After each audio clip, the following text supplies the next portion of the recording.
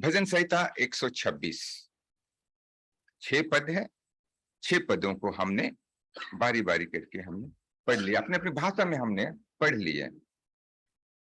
इस वचन के भागों को हमने बहुत बार हमने मनन किए होंगे, सुने भी होंगे, लेकिन परमेश्वर आज फिर से हमें इस वचन के द्वारा हमें उपासना के लिए तैयार करना चाहता है। यदि आप बाइबल को बहुत ही करीबी से अध्ययन करते होंगे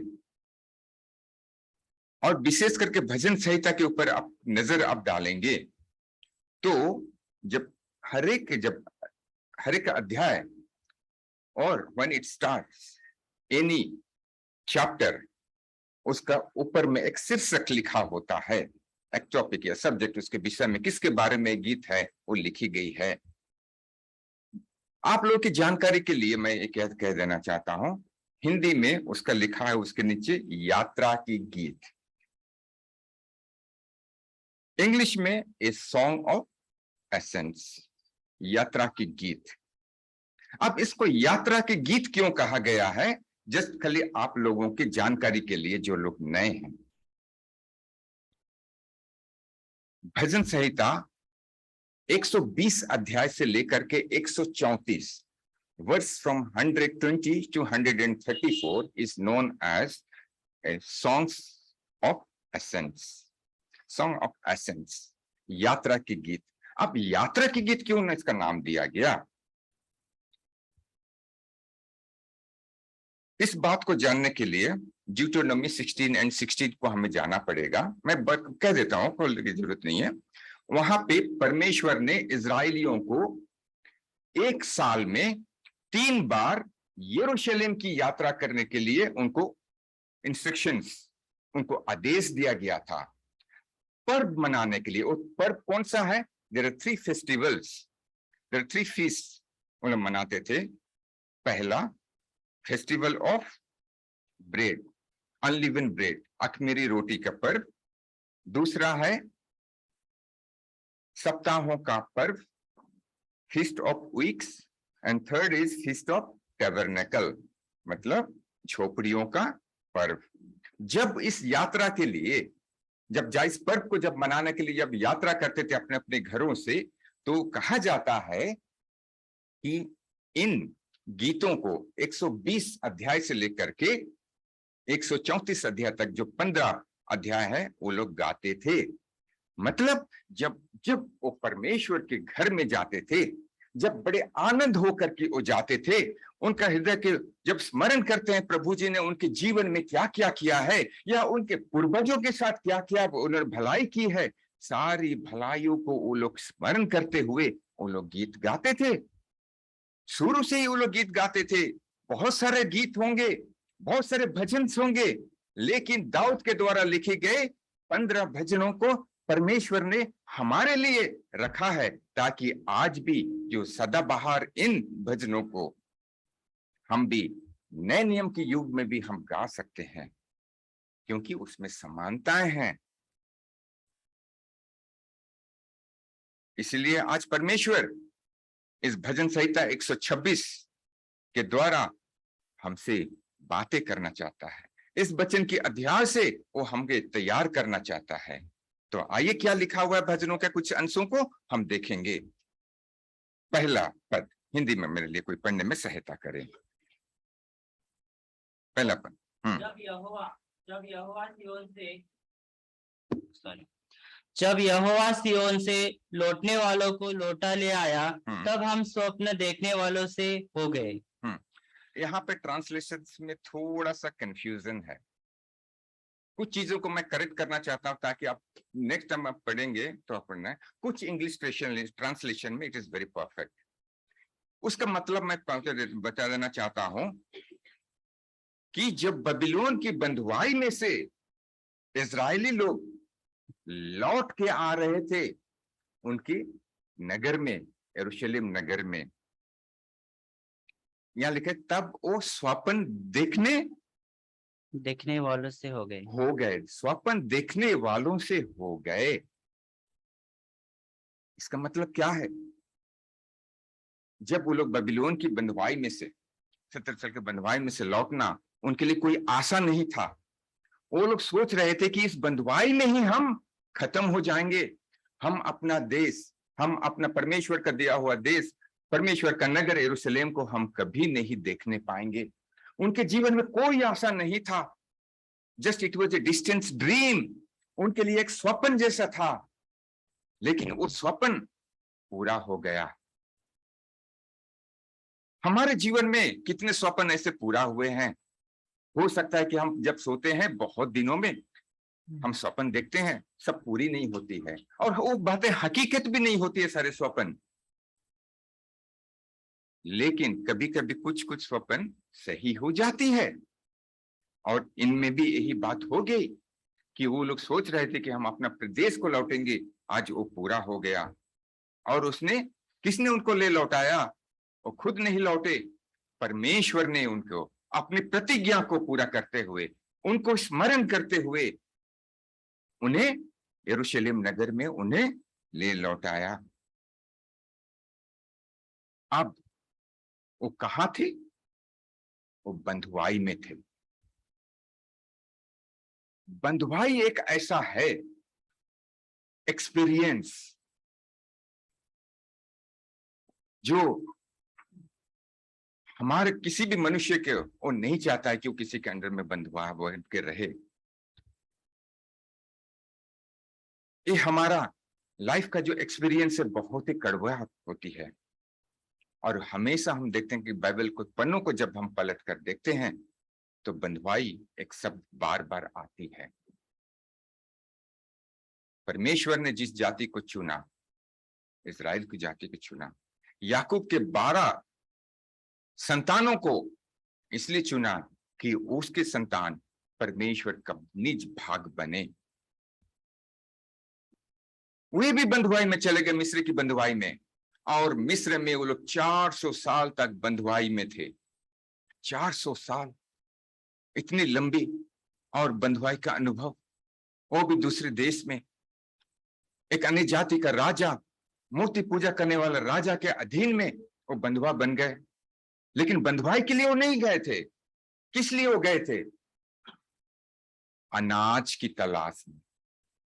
जब यूसुफ ने वहां का मंत्री बना, प्रधानमंत्री बना, अकाल पड़ी इनके देश में, उनके पिता के देश में, तो अपने भाइयों को और अपने पिता को वहां बुला लिया और वहां बस गए। उनके लिए तो अच्छी दिन थी। लेकिन पीढ़ी के बाद जब पीढ़ी बढ़ती चली गई और वो जब लाखों में पहुंच गए, तब सब कुछ बदल गया। फिरौन राजा के समय में उनके संतान और उनके वंशज बंधुआई में आ गए। तब वो कहारना चालू किया, तब उनका पीड़ा उनको अंदर हुई और उस बंधुआई के कारण उनका जीवन नरक सा बन गया, एक मृत्यु सा। मतलब वो लोग जी तो रहे थे लेकिन वो मरा हुआ जैसा वो लोग का जीवन था। उनका अपने ऊपर उनका कोई अधिकार न था। वो फिरौन के अधिकार में थे, वो संसार के अधिकार में थे। लेकिन परमेश्वर उन्हें भी वहां से छुड़ाया। प्रियो, इस यात्रा की गीत इसलिए बोल रहा हूं कि हमारे भी मसीहियों का जीवन बंधुआई और यात्रा इस दोनों से भी संबंध रखता है। हर एक विश्वासियों का जीवन जब से उसका उद्धार होता है, हम जानते हैं कि हमारा एक नई जीवन की यात्रा की ओर हम चलते हैं। जब हम चलते हैं तो प्रियो, हमारा अनुभव भी ऐसा ही है। जब हम पीछे मुड़कर हम देखते हैं हमारा जीवन कैसा था, तो हम भी बंधुआई में थे। इस संसार के में तो हम आजाद हैं। हम इस आजाद देश में, भारत में, हम एक नागरिक हैं। पॉलिटिकली, राजनीतिक हिसाब से हम स्वतंत्र देश के स्वतंत्र नागरिक हैं, लेकिन आत्मिक रूप से हम स्वतंत्र नहीं थे। हम भी बंधुआई में थे। उस बंधुआई का अनुभव हमारे जीवन में भी हम पाते हैं। कौन सा बहुत सारे बंधुआई हैं, लेकिन कुछ मुख्य बंधुआई कौन से हैं? पाप की बंधुआई। यूहन्ना रचित सुसमाचार 8 और 34। यूहन्ना रचित सुसमाचार 8 और 34। Gospel according to John chapter 8। यीशु ने उनको उत्तर दिया, मैं तुमसे सच सच कहता हूँ कि जो कोई पाप करता है वह पाप का दास है। हाँ, जो कोई पाप करता है वो पाप का दास है, उसकी अधिकार में है, उसकी बंधुआई में है। और जो जिसके अंडर में, जिसकी बंधुआई में रहता है और उसके परमिशन के बिना, जो उसको बंधुआई करके रखता है, उसके परमिशन, उसके परमिशन के बिना या उसके छुटकारे के बिना वो फ्री नहीं होता है, वो स्वतंत्र नहीं होता है। पाप की बंधुआई से छुटकारा पाना असंभव था।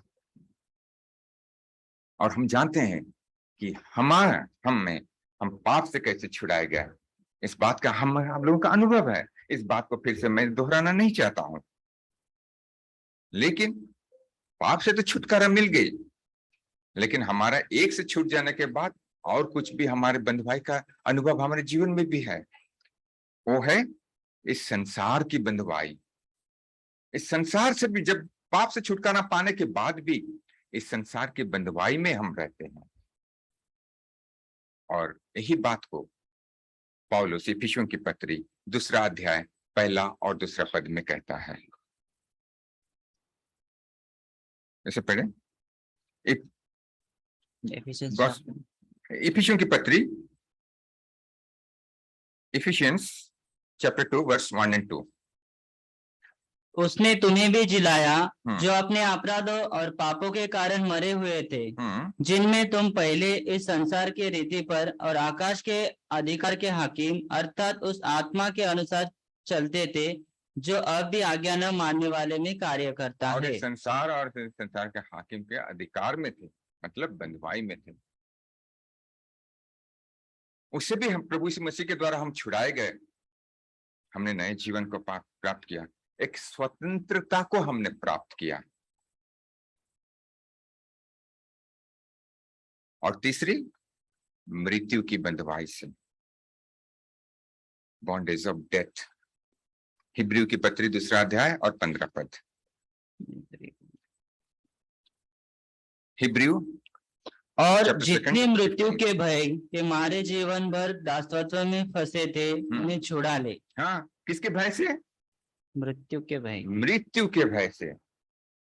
पहले हमें मृत्यु से डर लगता था, लेकिन आज हमें मृत्यु से छुड़ाया गया। उस मृत्यु का डंक को कुचला गया, प्रभु यीशु मसीह ने क्रूस पर कुचल दिया। आज हम इन 3 प्रकार की बंधुआई में से हमें छुटकारा मिला है, और वो छुटकारा प्रभु यीशु मसीह की उस क्रूस के बलिदान के द्वारा पूरा किया। क्योंकि परमेश्वर ने हमसे प्रेम किया, हमारी पुकार को उसने सुना, तब परमेश्वर हमें बचा लिया, हमें एक नए जीवन दिया। और जिन्हें उसने छुटकारा दिया, उन्हें आपके उसके घर पे इकट्ठा किया।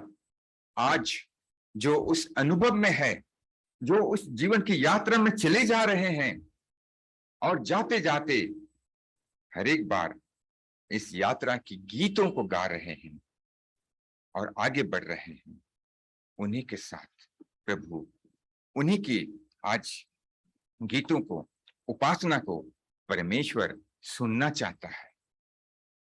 हमें इसलिए बुलाया है कि हम उसकी उपासना करें। तो आज का दिन हम भी यहाँ पे उसके लिए उस अनुभव को स्मरण करते हुए, जिस प्रकार इजरायलियों ने जब उस तीनों पर्व को मनाने के लिए जब जाते थे तो उस समय वो इस गीतों को गाया करते थे। उस जमाने में जब मिस्र में वो लोग बंधुआई में जब गए थे तब उन्हें पता नहीं था कि हम क्यों बंधुआई में हैं। जो न्यू जनरेशन की मैं बात कर रहा हूं, 400 साल थे, कम से कम 5 पीढ़ियां वहां वो लोग पैदा हुए होंगे, क्योंकि वो मिस्र में ही पैदा हुए और जब से वो पैदा हुए मिस्र की अनुभव में ही थे। इसी तरह प्रियो हमारा भी जीवन ऐसा ही था, क्योंकि हम एक अच्छे संपन्न परिवार में या किसी गरीब परिवार में या मध्यवर्गीय परिवार में या किसी मसीही परिवार में हम पैदा हुए होंगे। हम में से कितनों ने हिंदू परिवार में पैदा हुए हैं, कितनों ने मेरे जैसे आधे मसीह परिवार में पैदा हुए। लेकिन किसी परिवार में पैदा होने का मतलब ये नहीं कि हम मुक्ति पा गए हैं। जिस प्रकार मिस्र में जो इजरायली होते हुए भी मिस्र में जो पैदा हुए वो मिस्री ठहराए गए, क्योंकि मिस्र की बंधुआई में वो पैदा हुए। मतलब एक बंधुआई का संतान बंधुआई ही होता है। मनुष्य भी पाप की बंधुआई में था, मनुष्य पापी है और पाप में ही पैदा होता है और पाप में ही बढ़ते हैं। इसीलिए दाऊद उस अनुभव को भजन संहिता उसका 51 साम्स 51 वर्ष 5 में क्या कहता है, उसे पढ़े। देख मैं अधर्म के साथ उत्पन्न हुआ हाँ। और पाप के साथ अपनी माता के गर्भ में पड़ा। देख मैं अधर्म के साथ उत्पन्न हुआ और पाप के साथ अपनी माता के गर्भ में पड़ा। और पाप के साथ अपनी माता के गर्भ में पड़ा। दाऊद का टेस्टिमनी ये है कि मैं पाप ही से पैदा हूं, मैं जन्म से ही मैं पापी हूं, और जो जन्म से पापी है तो सदा के लिए वो पापी है। उससे छुटकारा केवल परमेश्वर दे सकता है। मिस्र से इजरायलियों को किसने छुटकारा दिया? मूसा ने छुटकारा दिया? नहीं, परमेश्वर ने छुटकारा दिया। मूसा ने उनको अगुवाई किया। हमें भी परमेश्वर ने हमें छुटकारा दिया, प्रभु यीशु मसीह में दिया, और प्रभु यीशु मसीह में हमने उद्धार को प्राप्त किया।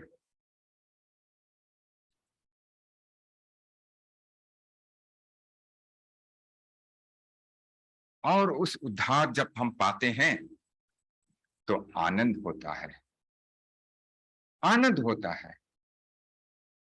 आज भारत देश में हम भी आजादी का 75 वर्ष हम मना रहे हैं, उसकी खुशियां मना रहे हैं।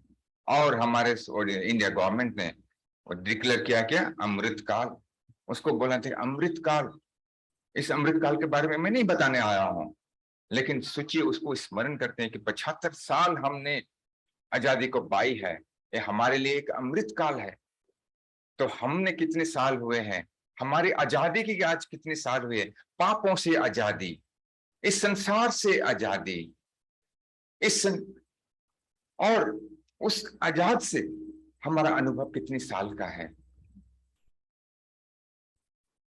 प्रियो, जब आनंद मनाते हुए आज भारत सरकार भी सेलिब्रेट कर रही है, आज हम क्या सेलिब्रेट कर रहे हैं? उस आनंद को हम कैसे प्रकट कर रहे हैं?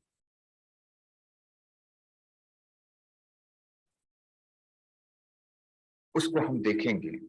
वो भी आनंद मनाना भी हमारा जीवन का एक टेस्टिमनी है, एक गवाही है। दूसरा पद 126 साम्स 126 वर्स 2, उसे पढ़े।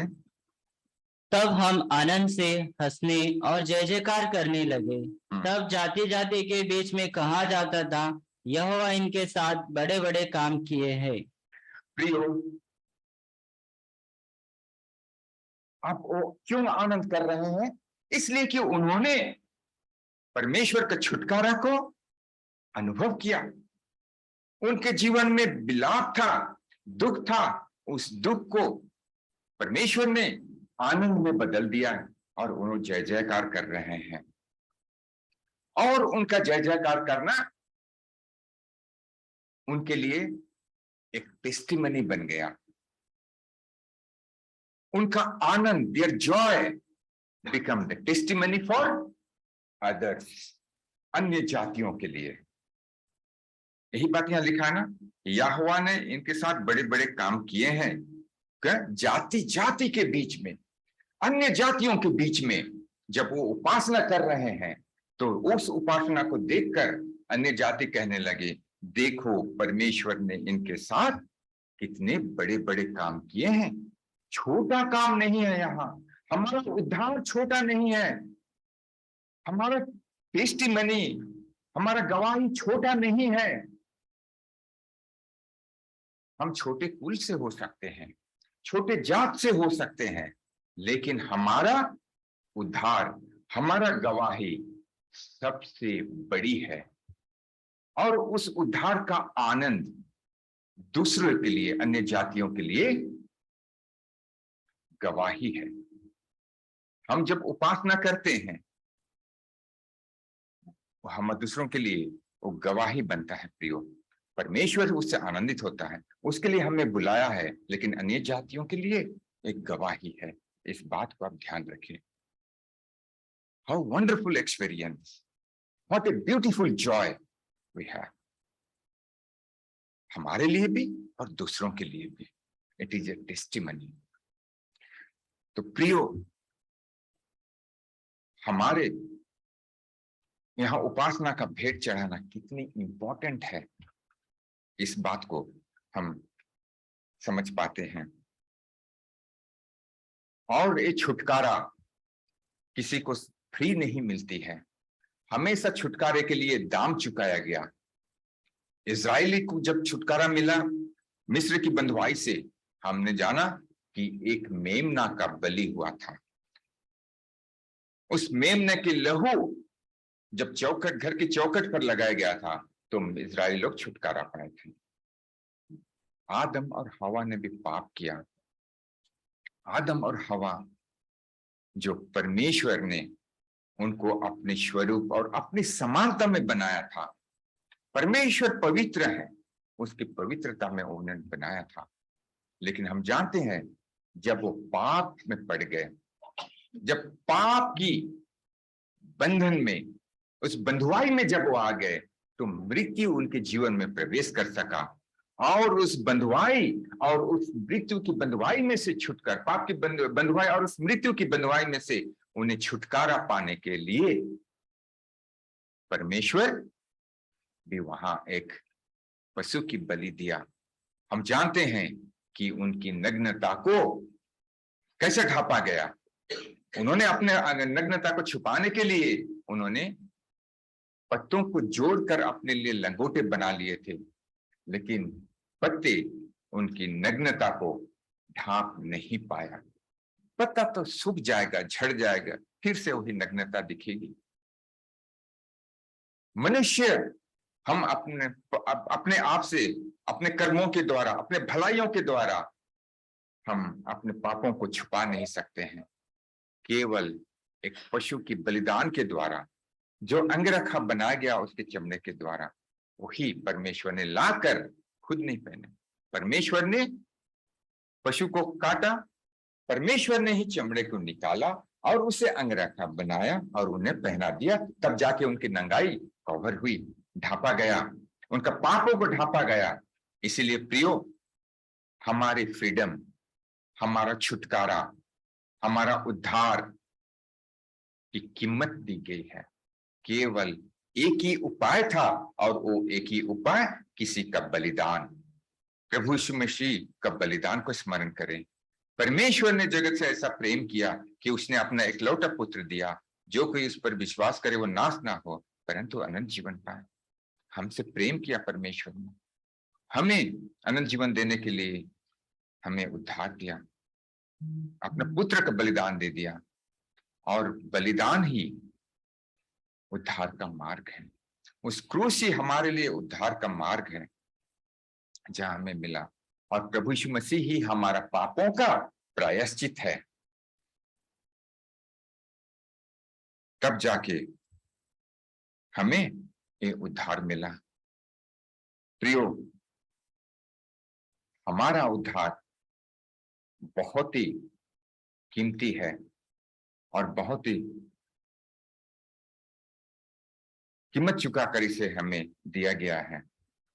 तो प्रभु यीशु मसीह जो हमारा उद्धार है, हमारा प्रभु परमेश्वर आज हर एक विश्वासियों को यहाँ इसलिए हमें बुलाया है ताकि हम उसकी सारी भलाइयों को स्मरण करते हुए, उसके छुटकारे को हम ये स्मरण करते हुए, सारे हमारे अनुभवों को स्मरण करते हुए हम उसके लिए हम उपासना की भेंट, उस स्तुति के गीतों को हम उसके चरणों में हम अर्पण करें। पिता परमेश्वर ऐसे उपासना करने वालों को वो ढूंढता है। उस सामरी स्त्री को स्मरण करे जो यूहन्ना रचित सुसमाचार 4 अध्याय में हमें मिलता है। वो सामरी स्त्री पापी थी, छुप के उसका जीवन जी रही थी, पाप और इस संसार के बंधुआई में वो थी। उसे छुटकारा पाने का कोई उपाय नहीं था, इसलिए छुप के दोपहर के दिन समय आते थे। लेकिन प्रभु यीशु मसीह जानते थे कि आज वो सामरी स्त्री का उद्धार मैं करूंगा।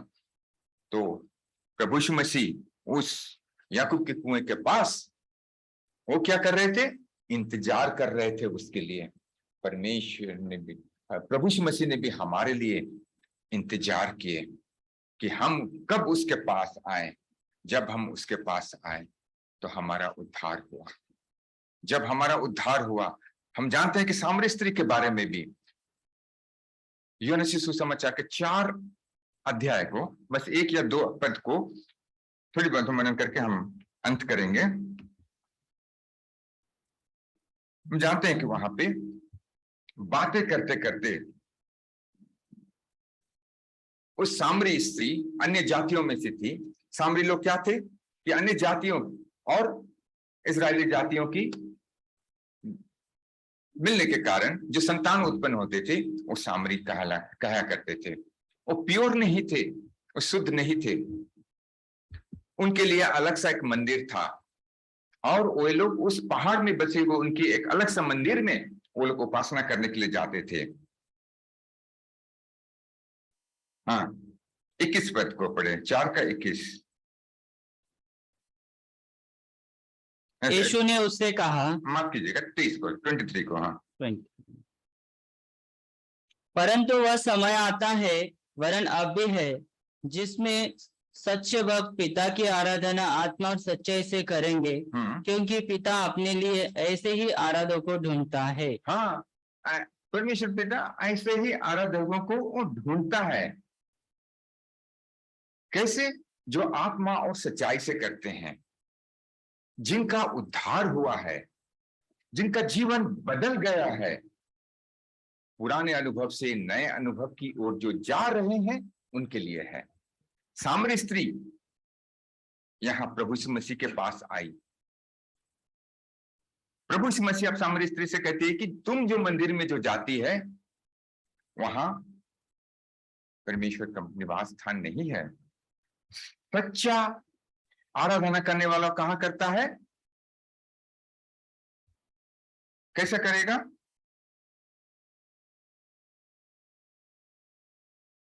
ईश्वर में आत्मा और सच्चाई से करेगा और वो यरूशलेम में करेगा। आज प्रभु का घर यरूशलेम में आज भी हम लाए गए हैं और उस स्त्री, उसका जीवन अंश अंश करके बदलते जाता है। उसको अगर हम देखेंगे तो उसका जीवन पहले क्या था? डर से भरा हुआ था, घर से निकलने को नहीं होता था, पाप के बस में थी और उसका जीवन दुख से भरा हुआ था। उसका जीवन दुख से भरा हुआ था और लेकिन उसका दुख आज आनंद में बदल गया है।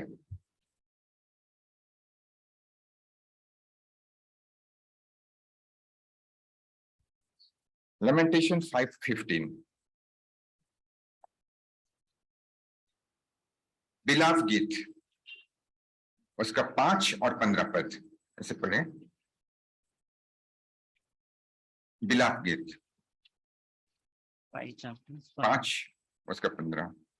लमेंटेशन हमारे मन का हर्ष जाता रहा, हमारा नाचना विलाप में बदल गया है।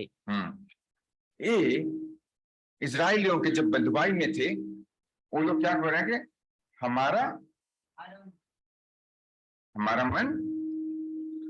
मन हर्ष का जाता रहा, हाँ, हर्ष जाता रहा, हमारा नाचना विलाप में बदल गया है। हाँ, हमारा नाचना विलाप में बदल गया है। ये है बबीलोन का अनुभव। और बबीलोन में रहते हुए या पाप के बस में रहते हुए, बंधुआई में रहते हुए हम परमेश्वर की उपासना नहीं कर सकते। भजन संहिता 137। बेबीलोन में जब उन्होंने परमेश्वर को स्मरण किए तो उन्होंने क्या गीत गाए, यह लिखा हुआ है 1 और 2 को, 1, 2, 3, 137 Psalms 137 1, 2, 3। हाँ, बेबीलोन की नहरों के किनारे हम लौट गए और सियोन को स्मरण करके रो पड़े। उसके बीच में मजनू वृक्षों पर हमने अपनी वीणाओं को टांग दिया, क्योंकि जो हमको बंदी बनाकर ले गए थे उन्होंने वहां हमसे गीत गवाना चाहा, और हमारे रुलाने वालों ने हमसे आनंद चाहकर कहा, सिय्योन के गीतों में से हमारे लिए कोई गीत गाओ। हाँ, जब वो बेबीलोन में थे, उपासना करने के सारे बद्ययंत्रों को उन्होंने मजनू के वृक्ष पर उन्होंने टांग दिया, क्योंकि उसकी अब जरूरत नहीं है, क्योंकि वो उद्धार के गीतों को उन्होंने नहीं गा सकते थे, बंधुआई में नहीं गा सकते थे, क्योंकि कोई आनंद नहीं था, अनुभव नहीं था। उस अनुभव को जो था वो भी खो दिए थे, क्योंकि वो तो पाप में पैदा हुए थे।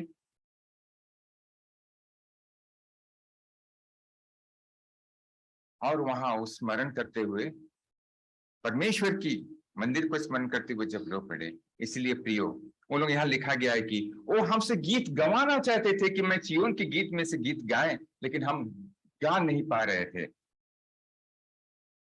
इसलिए पिता, यदि आपका उद्धार नहीं हुआ है प्रियो, तो कोई भी आपसे कहे कि आप उपासना करें, आप उपासना नहीं कर सकते हैं।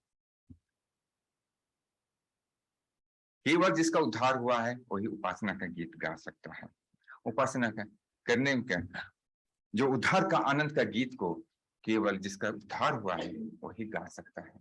क्या ये अनुभव आज भी हम रखते हैं? आइए आज हम इस वचनों को स्मरण करते हुए, परमेश्वर की सारी भलाइयों को स्मरण करते हुए, हम झुककर उसकी हम उपासना करें, क्योंकि परमेश्वर उपासकों को वो ढूंढता है। वो ढूंढते हुए हमारे बीच में आज आया। उसे हम देख नहीं सकते हैं, लेकिन वो हमारे बीच में है। प्रियो, बड़ा ही आनंद के साथ छुटकारे का गीत को उसके चरणों में हम गाएं। परमेश्वर इस वचन पर आशीष दे। आमीन।